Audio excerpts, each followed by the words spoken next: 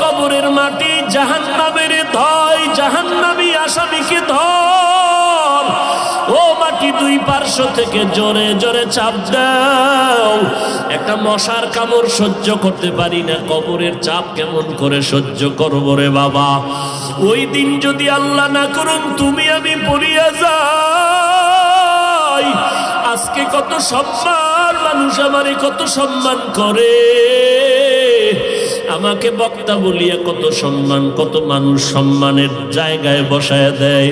কিন্তু আমি তো নিজে তাকায়া দেখলাম, জীবন ভর যত নামাজ পড়লাম, আসলে নামাজের মতো নামাজ পড়তে পারি নাই। যেই নামাজে সাহাবায়ে কেরাম মাওলার সাথে দিদার হয়ে যাইত, ওই রকম একটা সেজদা আজ পর্যন্ত দিতে পারি নাই।